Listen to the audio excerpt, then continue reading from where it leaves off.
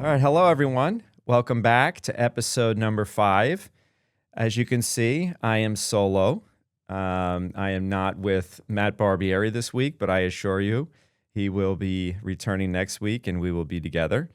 I think it's interesting because in a way, speaking to you solo today to all accounts, whether you're in, public or private, this is really something that I'm hoping can resonate with you. I recently wrote a piece, why does the accounting industry at time feel soulless? And we've all experienced that. And that's why I think me being solo is how a lot of you have felt along the way with your journey. And there's a lot of statistics to back this up. But I kind of wanted to just start with why I think this is really important at this moment, because right now, a lot of you, especially our people here, okay, it's interesting because there's this promise of what AI is going to do. And we do believe that it's going to be incredibly transformative and help us in many ways. And we do think that it will enhance the experience, definitely, of helping you feel like you have more of a soul. But to get to that point, there is a lot that we have to do still. And when we really think about what's missing at times in accounting has been humanity, like the basic elements of just the ways in which you think about accounting as a language and as a communication tool. Yet you would think that would bridge more relationships, right? That it would foster more belonging, yet at many times you don't feel that way. So when I started thinking back as to why is that, I mean, first of all, I think it's been ongoing for years. So I think if you look at accounting industry almost as a tribe, these are the things that get passed on, generation to generation to generation. There seems like there's not been a break in some of that cycle, at least from a universal point of view, right? But we've all experienced, especially right now, this is the crunch time too for our people. So our people are hearing, because I want to be authentic too with our listeners that are also our colleagues.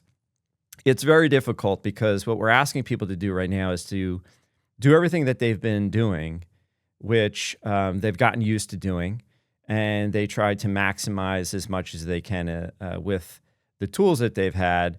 But we're also asking them to start using new tools.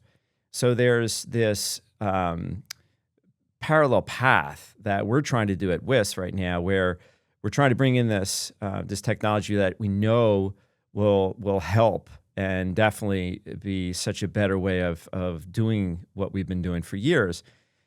But we're also not there quite yet. So a lot of people right now that are experiencing this, and we're very grateful that you are doing the job the same way, yet having to also use new technologies and use AI along with this. So it's almost that they have their job, which is we got to get things out the door, and I have to use this because I know that I'm helping pilot workflows and stuff that will be definitely much more valuable in the future. But my God, it's very difficult right now. So I know a lot of people are, when they hear, especially me, I'm like evangelizing, there's hope to come, there's hope to come. It's almost like, yeah, but it's crushing me right now even more, right? So first of all, I want to make that perfectly clear that thank you for all of you that are trying to do all of your jobs and at the same time bring in these new technologies, because we need this to happen. So there's definitely this transitionary period that is occurring, and you have to be willing to endure it as an organization. And for us, it is impacting us, right? Our culture is strained, but it has to be. It has to be. And so I want to make that perfectly clear for all of you that are experiencing this. Thank you very much. And for all of you that haven't yet but are going to embark on it, you really need to be prepared for that element. Don't underestimate what it takes, because it is a significant amount of effort that's needed from the entire organization. This is a complete team effort.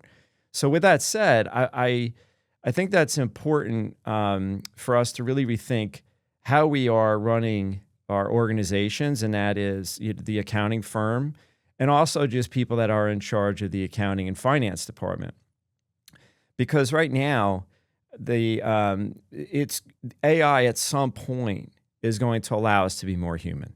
Okay, but when you start from scratch where we are today, in many organizations in accounting, there lacks that humanistic approach, right? So when I was engaging with some of the readers that, and I appreciate those that have reached out to me after reading my piece, I want to share with you one person who explained to me why they have felt the way that I have at many times, just this alone sort of lacking a soul. She mentions three things. There's no focus on relationships. It was very lonely, and you felt pit against your peers instead of encouraged to build relationships. Gotcha culture. I remember wishing so badly for a good mentor, for someone who was invested in bringing me along. Instead, I felt like anyone above me was just focused on pointing out my errors. It always felt like it was a competition to get as many review notes as possible. The more they found, the better they felt about themselves. It always felt like the managers versus the staff, like they were against us. And the third, just learning in general. Always more concerned with telling you where to put the numbers in a box than actually the why. I remember wishing I knew why the heck I was doing something, what it meant, and how it actually connected to the client. We were so disconnected from the actual client and their business. So I think we've all felt this, and we've all been there. And one of the things that I desperately am reaching out to all of you that are in a position right now where you do impact other accounts is to rethink how you're going about doing your job. And especially if you have people below you. And I want you to think about what this person is saying, because this is what most of us feel, if not all, and we've been there. And so let's just look at statistics to like as proof that we have an issue. So 340,000 people left accounting during COVID. And a lot of that narrative was around, well, it was all the demographics. We had all these baby boomers. They took the opportunity to leave. It's definitely much more than that. It's also COVID presented a period of time where there's a lot of reflection. And a lot of people use this as an opportunity to say, I'm out. No hope, I'm out. So that's, one thing that, again, factual proof that there's a major issue still that exists that we have to solve for us. AI is not going to make all this go away. Second, in 2022, the number of people sitting for the CPA exam was at a 20-year low. So clearly, the influx of accountants is not meeting the exiting of accounts. So there's an equilibrium problem, and I'm going to get to equilibrium in a second because it's really important. Then the third thing is when they do statistics around satisfaction of an accountant under the age of 30, 50% of those, when asked, regret their decision to be an accountant, which is staggering, right? So clearly, no matter how many firms have talked about culture and the importance of their people, as an industry, we're failing.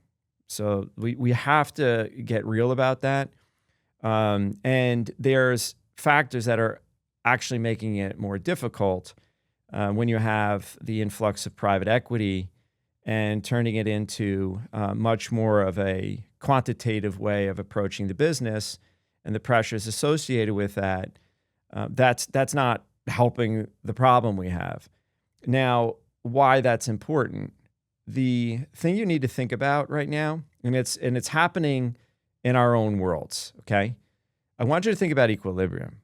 And equilibrium is not what work-life balance. Let's just throw that to the side. Equilibrium is the ability to keep things in balance, meaning that if we use AI as an example right now, there is the ability to create pieces, writings, faster than people can actually consume the information now, right? So when you think about that for a second, I want you to think about before you had where it was like you had to publish books, long form writing took a lot of time.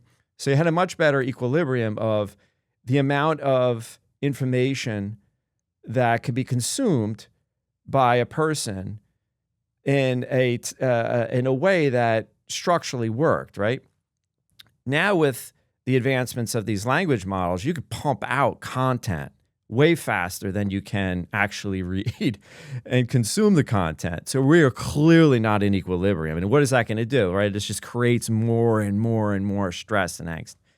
So I want you to think about that same concept as to accounting, okay? So just let alone the supply-demand problem, you have increased complexity, you have increased demand, increased speed as to the way in which users of financial information, including all business owners, including all investors, want to receive numbers, right? It's a competitive advantage if you can get numbers to the right people and quality numbers to the right people at a quicker point in time, just because our whole accounting industry is suffering from an equilibrium problem, right? There's more demand on us, okay? More complexity, more data, more information, and here we are without a lot of tools, okay?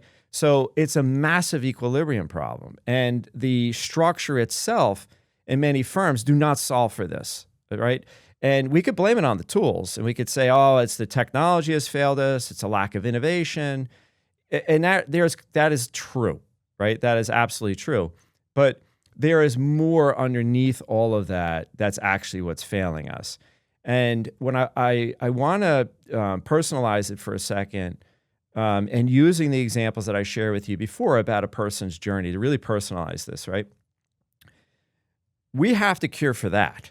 And when you think about why I was so happy when I found WIS, relates to culture, okay?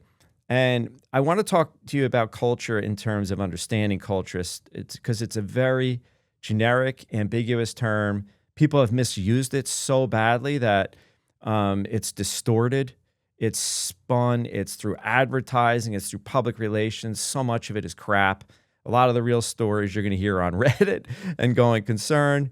And that's where some of that, yes, dramatic, but there's somewhere in the middle is the truth. And sometimes even leaning more towards them, I think, is the truth. So what I want you to think about is like, there was a great book, Tribal Leadership, that was published in 2008. So here I am, I entered into accounting, and I got so lucky that I found WIS. And what we did at WIS was we had a very strong kind of working collaborative way among our people, right? So to me, that relationship part was huge, okay? And so when you look at culture, there are the ways that the tribal leadership have defined culture is 5 stages. So stage 1, to make this easy for you, is I want you to think about what, when you go into the DMV, what that experience is like, or you're putting your bag in the bin at the airport, and the TSA agent is screaming at you because you didn't put it in right, or you weren't supposed to use a bin or whatever. That's stage 1 culture, okay?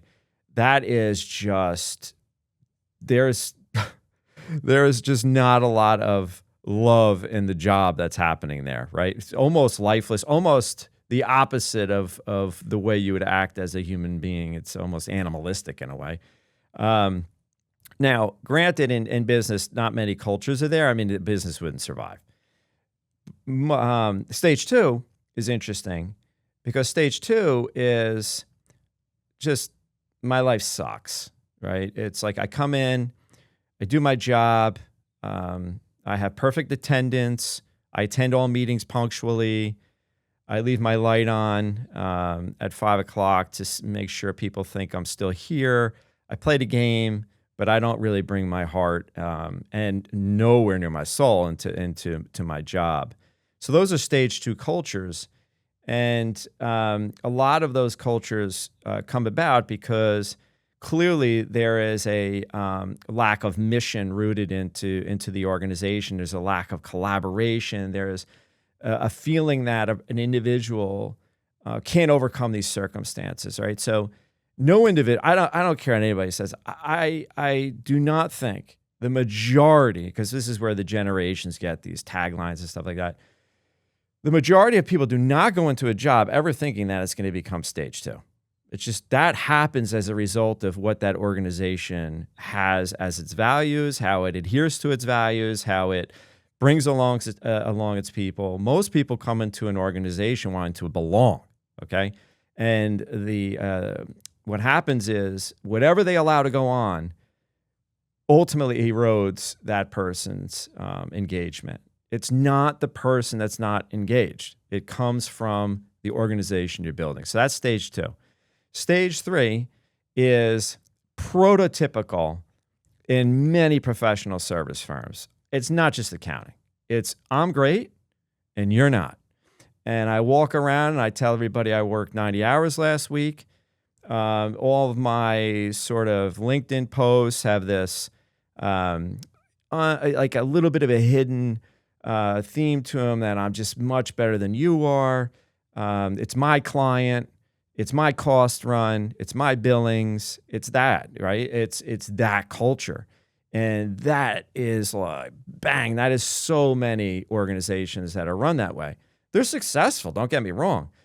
But it's not very humanistic, okay? And when we look back at, I want to stop there for a second, and I want to look back at my journey. That was like most of the experience. Most of the experience, even if I went to any organization or even in our own organization, it was there. It was somewhere in that, stage 3 type.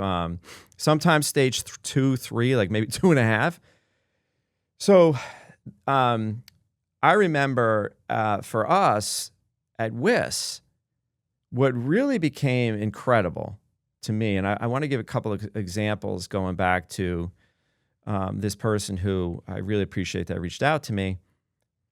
When you talk about not feeling supported, there was one time that I was at a client, and during these times, February through April, and you go back 20 years, man, we worked. You worked 6 days a week. As it approached more of the April 15th deadline, there was a person here who would basically take a shopping cart kind of thing and roll around and just start putting tax returns on people's desks. You're going to get them done. So we'd work a lot of times, like 7 days a week. And that was just the way it was, right? Now, I remember being at a client, and what happened at WIS, which was really incredible, is that from most of the managers on down, we acted like a team. I mean, we supported one another. You never felt, for most of the homegrown managers that kind of went through the system, there was a new way of doing things, and I give Ed O'Connell a lot of credit for those times, but because he was definitely out in front.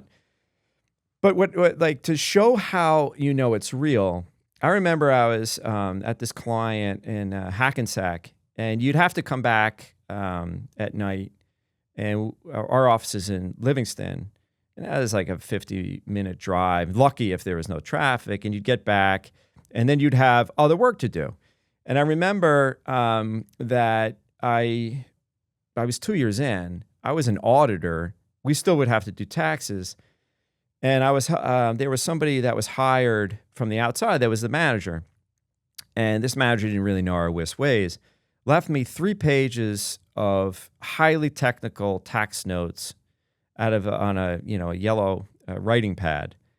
And I was like beside myself. I mean, first of all, I couldn't answer the questions. The guy was grumpy. He was not helpful.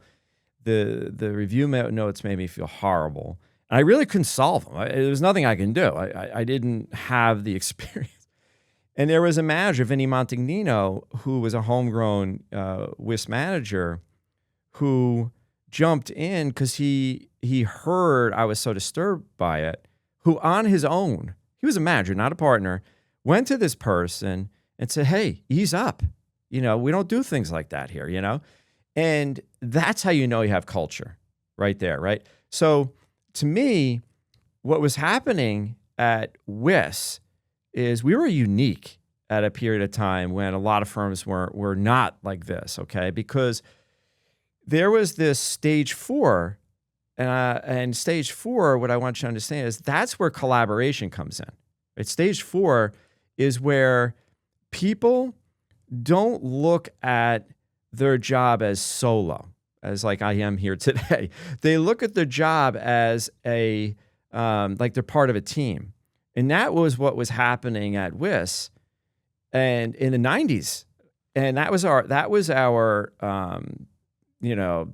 staff, that was our seniors, that was our supervisors, our managers. We acted like that.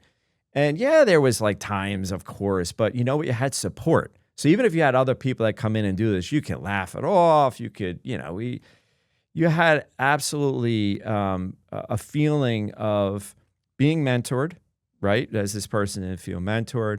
You had this feeling of belonging, relational, right? And you had this third thing, which is actually felt like there was a purpose here. You were connecting to the client, right? And so when we think about most firms right now, and you think about AI, you've got to get to stage 4. You have to get to stage 4. Why? Well, you might be saying, why is that so important? Well, if you're operating in silos at a firm right now and you want to bring in AI, absolutely impossible, because the entire workflow is going to get standardized. You're going to have people collaborating, because there's no way a person is going to be able to just customize their own way of doing things. And that has created a lot of the angst people feel because of the unstandardized workflows, which again creates a lot of lack of equilibrium, which puts a lot of strain on a partner, on a manager, and that can like work its way down, right? So what I want to talk about now is what started happening at WIS, and why I even wrote this piece is because we went through a period of time where we started becoming stage 3 to 2.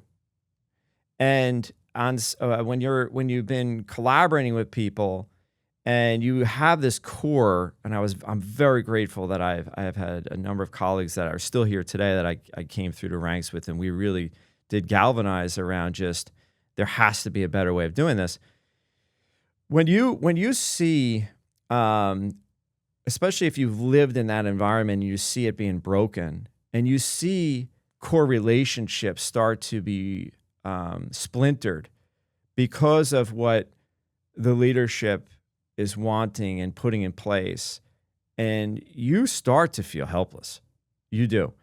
And I was just lucky and fortunate that I was surrounded by a group of people that we refused to allow this to happen to ourselves, that we had each other to support, and also that there was no way we were going to allow WIS to become like that. And those are very difficult days. And again, like I've talked about in my piece, that's like a whole documentary in and of itself, and the amount of learning and experience I have is incredible from that. But the staging a culture is very important to be able to do, to talk to others. You have to frame it. And so when I got so lucky that at this period of time, that was this was like this 2008 kind of time period, this book, Tribal Leadership, came out. And I really felt empowered now to be able to explain this to other people and to tell them, hey, listen, there's a better way. Do you understand that? And let me give you examples of these types of companies and why they're highly successful, and their statistics around if you can get your culture to a stage 4, you're making more money. You're way more profitable. Like this, all this crap around that you have to operate a certain way, and you got to be known for your billable hours, and you got to be known for your cost run, and you got to be known for your technical expertise only, and that's how I'm going to know you. Like that's all crap. It's the combination of all that. We're all codependent, and the client matters. The client at the end of the day matters, right? So are we really measuring the client satisfaction? So you got to turn the whole thing upside down and operate from a first principles type of thinking. And that's what we started doing. I was so lucky that I had colleagues with me that we started thinking about this. And we were inspired by this firm out in Colorado, EKS&H, that unfortunately, got merged up several years ago as inspiration that this can be done. And they really were building a stage 4 culture. So the reason that this is really important today is not to brag about WIS, is to talk, first of all, just about why it's important for us to be in this position to bring in AI, to make sure that we're not losing more accounts, to understand the core problem we have with this equilibrium problem. But furthermore, what I want us to think about is when we got to this stage 3 type of place, we saw how it damaged the service to the client. We saw what happened, and it damaged the P&L. We saw it. And what I want you to think about is as a leader in even your own accounting department, okay? Like if you don't feel that you're in a stage 4 type of culture, which people are talking we, not I. That's how you know. The language people use. Is it mine or is it ours? Is it me? Is it we? And that's how you got to think. Is it they? Is it them? Is it us? And that is, we're not perfect. We're not perfect. But I am like determined to continue to rise up.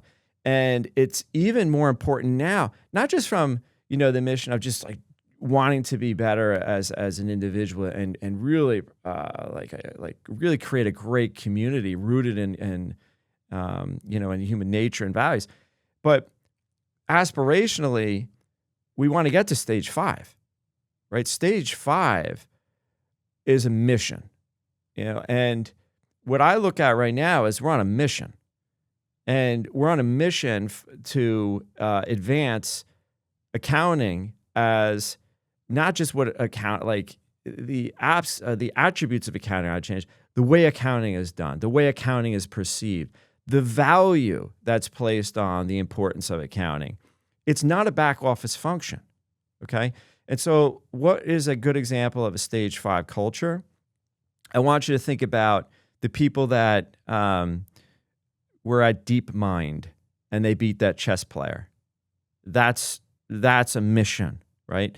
I want you to think about Steve Jobs with Steve Wozniak back in the day in the garage. Mission, okay? I want you to think about Anthropic in 2019. Mission. This is what Elon does such a phenomenal job with. This is advancing just the human race. And as accountants, we don't look at it that way, which makes no sense at all, because at the end of the day, it's a people business.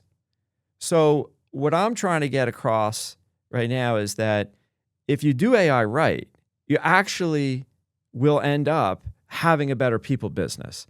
So how are you going to be able to do that if you don't start first as a people business?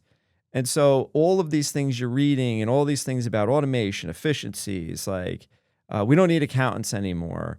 It's doomsday news, but the real story is how are we going to position ourselves as an industry to be able to be so successful at bringing all of these tools that we haven't had in place that have led to this equilibrium problem where you're feeling stressed out constantly.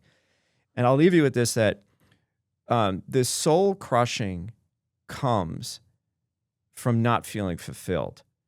And there's many reasons for that we can get into, but when you let someone down and when you feel lonely and there's times where there's no one to turn to, that crushes your soul. It's not the accounting work. It's the demands that get placed on you. It's feeling helpless. It's feeling not supported. It's feeling not belonging. It's feeling, why am I doing this in the first place? I know nothing about the client, yet I'm doing all this work over here, and no one's actually talked to me about what does my work have to do with benefiting the client. So to wrap this up in summary, there's a better way.